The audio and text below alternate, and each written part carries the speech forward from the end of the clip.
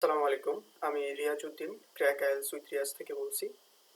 আজকে আমরা আলোচনা করব রাইটিং টাস্ক 1 এর কিভাবে ব্যান্ড ডিসক্রিপ্টর বা ব্যান্ডটা কিভাবে কাউন্ট করা হয়। একজন এক্সামিনারের পক্ষ থেকে তারা আসলে কিভাবে ব্যান্ডটাকে ডিসাইড করে যে আপনাকে আপনার রাইটিং এর কত ব্যান্ড স্কোর আপনাকে দেওয়া হবে। সো সেই বিষয় নিয়ে আজকে আলোচনা করব। এটার আসলে মূল উদ্দেশ্যটা হলো যে আপনাদের যে রাইটিংটাকে যেভাবে ইভালুয়েট করা হবে সেই পদ্ধতিগুলো যদি আপনারা একটু জেনে থাকেন তাহলে আপনারা আসলে আপনাদের যে রাইটিংটা সেই রাইটিংটাতে ওই ক্রাইটেরিয়াগুলো মেনটেন করে লিখতে পারলে আপনারা একটু অ্যাসিওর থাকতে পারবেন যে আপনারা ব্যান্ড স্কোর কত পেতে পারেন। আর যেহেতু ক্যামব্রিজ অফিসিয়াল যে ওয়েবসাইট সেই অফিসিয়াল ওয়েবসাইটে তারা একটা পিডিএফ অলওয়েজ পাবলিশ করা থাকে, সেটা হলো যে কিভাবে তারা আসলে রাইটিং এবং স্পিকিং এর জন্য ব্যান্ডটাকে কাউন্ট করা হয় সেটার ক্রাইটেরিয়া তারা চারটা স্টেপে তারা বা চারটা ক্যাটাগরিতে তারা ওখানে মেনশন করে দেওয়া রয়েছে। তো সেই ক্ষেত্রে আমরা ওই ব্যান্ড ডিসক্রিপ্টরটাকে ফলো করে আমরা চেষ্টা করবো আমাদের রাইটিংটাকে ওইভাবে লেখার জন্য, যাতে করে আমরা আমাদের যে ডিজায়ার ব্যান্ড স্কোর সেটা যেন খুব ইজিলি পেতে পারি।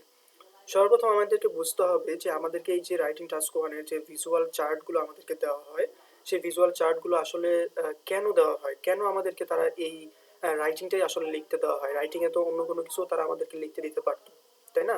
তো সেই ক্ষেত্রে রাইটিং টাস্ক ওয়ানের যে পারপাসটা সেই পারপাসটা একটু যদি আলোচনা করি, সেই পারপাসটা হলো the examiner wants to know about your organizing এবং organizing and describing skills. Examiner আসলে দেখতে চায় যে আপনি কোনো বিষয়কে কিভাবে অর্গানাইজ করতে পারছেন বা কিভাবে ডিসক্রাইব করতে পারছেন। সেই সাথে আপনি বিভিন্ন যে ভিজুয়াল চার্টগুলো, বিভিন্ন সিনারিও সিচুয়েশন তৈরি করা থাকে ওই চার্টগুলোর মধ্যে, সেই চার্টগুলোকে কিভাবে আপনি সুন্দরভাবে নিজের মতো করে অর্গানাইজ করতে পারছেন এবং আপনার ডিসক্রাইবিং স্কিলটা ওই অর্গানাইজিং স্কিলের উপর ডিপেন্ড করে কিন্তু এটা শো করবে। এবং আপনার রাইটিংটা যেন একজন দেখে সে ভালোভাবে বুঝতে পারে সেই বিষয়টা ক্লিয়ারিফাই করার জন্য কিন্তু আপনার রাইটিং টাস্ক ওয়ানের যে প্র্যাকটিসটা সেটা আপনাদেরকে দেওয়ার মাধ্যমে তারা আপনাদেরকে যাচাই করে যে আপনি আসলে ডিসক্রাইবিং এবং অর্গানাইজিং স্কিলের দিক থেকে আপনার অ্যাবিলিটি কতটুকু রয়েছে।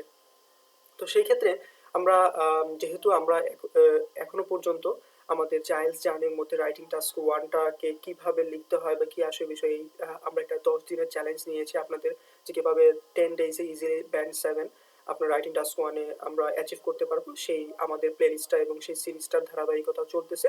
তো সেটার একটা অংশ হিসেবে আমি কিভাবে কিভাবে রাইটিং টাস্ক ওয়ানের নাম্বারটা তারা কাউন্ট করে, কিভাবে তারা ইভালুয়েশন করে সেই বিষয়টা নিয়ে আমরা একটু ছোট্ট ক্লাস করব। সেই ক্লাসটা হলো আজকের ক্লাস। তো আমাদের রাইটিং টাস্ক ওয়ানের পারপাসটা হলো আমাদের অর্গানাইজিং এবং ডিসক্রাইবিং স্কিলটা আমাদের এক্সামিনার আমাদের থেকে জানতে চায় বা তারা বুঝতে চায় যে আমরা আসলে কতটুকু অ্যাবিলিটি বা কতটুকু অ্যাবভ আমরা যে বিষয়গুলোকে সুন্দরভাবে অর্গানাইজ করে লিখতে গিয়ে। তো এখন আসেন আমরা দেখি যে কিভাবে একজন এক্সামিনার রাইটিংটাকে ইভালুয়েট করে, how examiners evaluate your writing, কিভাবে এক্সামিনার আপনার রাইটিংটাকে ইভালুয়েট করে। They all follow a smart pattern, তারা আসলে একটা স্মার্ট প্যাটার্ন ফলো করে টু স্কোর ইউর রাইটিং, আপনার রাইটিংটাকে স্কোর দেওয়ার জন্য। If you miss any of them you will have a chance to lose the mark. আপনি যদি কোনো একটা অপশন বা কোনো একটা প্যাটার্ন আপনি যদি মিস করে ফেলেন তাহলে আপনার এখানে একটা চান্স থাকে যে আপনি মার্কটা একটু কম পাবেন। সেই অপশনগুলো কি, সেই বিষয়গুলো কি, সেইগুলো হলো this are task response number one, 2 number হলো যে কোহিরেন্স অ্যান্ড কোহিশনস, 3 নম্বর হলো লেক্সিক্যাল রিসোর্স, 4 নম্বর হলো গ্রামাটিক্যাল রেঞ্জ অ্যান্ড অ্যাকিউরেসি। তো আপনি এই চারটা ক্রাইটেরিয়া, চারটা নিয়মের মধ্যে থেকে তারা আসলে আপনার এই যে রাইটিংটাকে ইভালুয়েট করে। আপনি যদি এই চারটা ক্রাইটেরিয়া খুব ভালোভাবে ফুলফিল করতে পারেন তাহলে আপনি খুব সুন্দর একটা ব্যান্ড স্কোর পাবেন। আর যদি চারটার মধ্যে কোনো একটা ক্রাইটেরিয়া আপনি মিস করে ফেলেন তাহলে একটু নাম্বার কম পাওয়ার একটা চান্স রয়েছে। তো এই চারটা ক্রাইটেরিয়া আসলে কি এক্স্যাক্টলি, তারা আসলে আমাদের রাইটিংটাতে এই চারটা ক্রাইটেরিয়ার মাধ্যমে কি খোঁজে সেটা আজকে একটু সুন্দরভাবে ক্লিয়ারিফাই করে দিব। নাম্বার ওয়ান হলো টাস্ক রেসপন্স। টাস্ক রেসপন্স বিষয়টা কি? টাস্ক রেসপন্স বিষয়টা হলো you have to address all the parts of the task. আপনাকে যে চার্টটা দেওয়া হবে বা যে ভিজুয়াল অংশটা দেওয়া হবে সেই ভিজুয়াল অংশ থেকে আপনাকে সবগুলো পার্টস বা সবগুলো অংশকে খুব ভালোভাবে অ্যাড্রেস করতে হবে এবং আপনাকে উপস্থাপন করতে হবে and present A clear answer with relevant supporting ideas. আপনাকে একটা সুন্দর মতো রিলেভেন্ট সাপোর্টিং আইডিয়ার মাধ্যমে আপনার যে ডাটাটাকে ক্লিয়ারভাবে প্রেজেন্ট করতে হবে অ্যাকর্ডিং টু দ্য কোয়েশ্চেনের অনুসারে। And your writing should be at least 150 ওয়ার্ডস। আপনার রাইটিংটাকে মিনিমাম 150 ওয়ার্ড আপনাকে লিখতেই হবে। এই যে ক্রাইটেরিয়াগুলো আমি একটু ডিসক্রাইব করে দিলাম, টাস্ক রেসপন্সের যে সবগুলো পার্ট আপনাকে একটু ডিসক্রাইব করতে হবে, সাপোর্টিং আইডিয়া দিতে হবে, সুন্দর একটা ক্লিয়ার প্রেজেন্টেশনের মতো প্রেজেন্ট করতে হবে, দেন হলো মিনিমাম 150 ওয়ার্ড লিখতে হবে।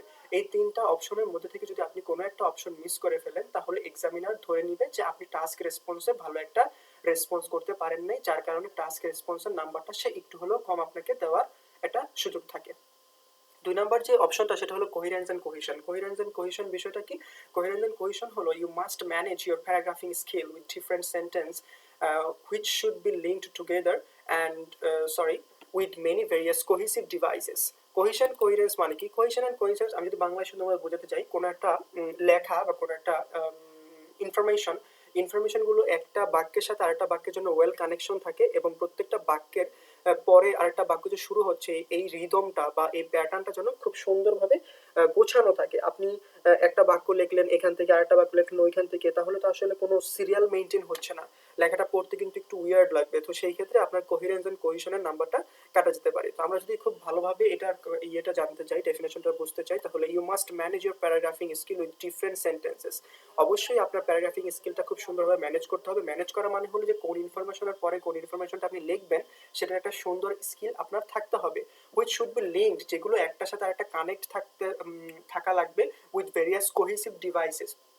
কোহেসিভ ডিভাইসেস মানে হলো আমরা যেটাকে বলি linking words like moreover, however, in addition, এগুলোর মাধ্যমে একটা ইনফরমেশনের সাথে আরেকটা ইনফরমেশনের সংযুক্তকরণের মাধ্যমে আপনার প্যারাগ্রাফিং স্কিলটা খুব সুন্দর হবে।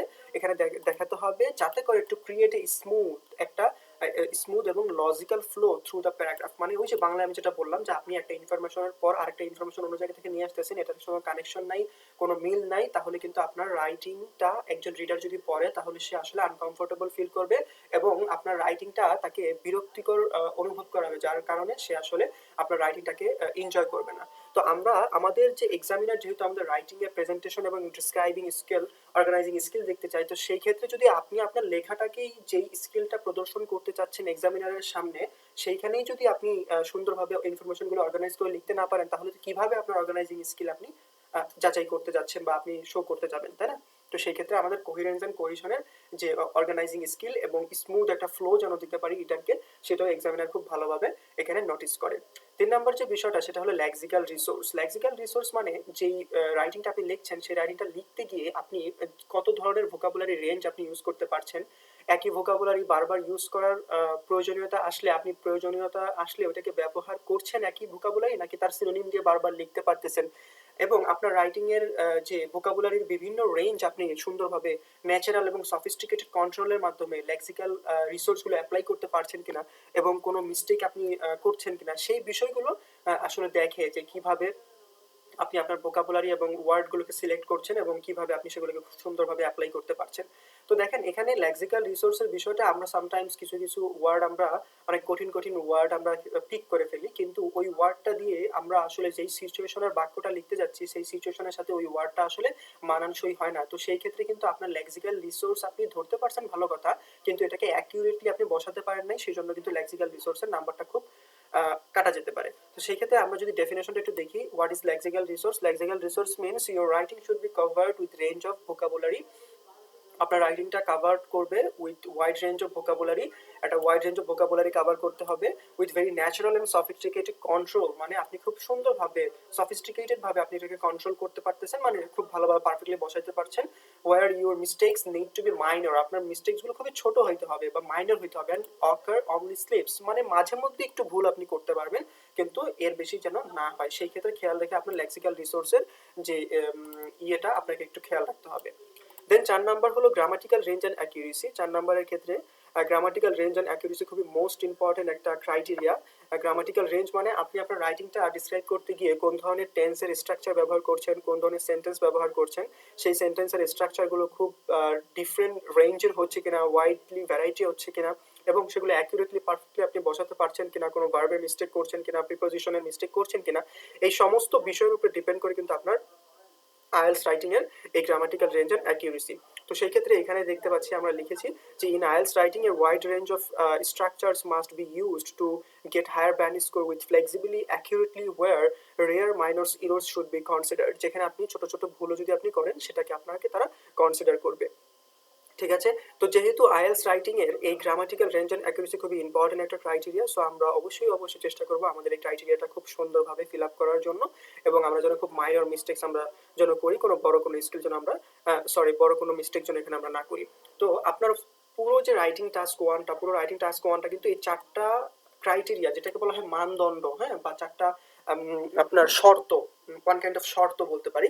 4টা শর্তের মাধ্যমে তারা আপনার রাইটিং টাস্ক ওয়ানটা ইভালুয়েট করবে। যদি আপনি কোনো একটা শর্ত, মানে 4টা শর্তের মধ্যে কোনো একটা শর্ত মিস্টেকেনলি ভুল করে ফেলেন, তাহলে আপনার বাকি 3টা শর্তের উপরে ডিপেন্ড করে কিন্তু আপনার নাম্বারটা কাউন্ট করা হবে, এবং যেই শর্তটা আপনি ফুলফিল করতে পারেন নাই বা রিকোয়ারমেন্টটা ফিল আপ করতে পারেন নাই, সেই রিকোয়ারমেন্টের পরিবর্তে আপনার নাম্বারটা একটু কমিয়ে দেওয়া হবে।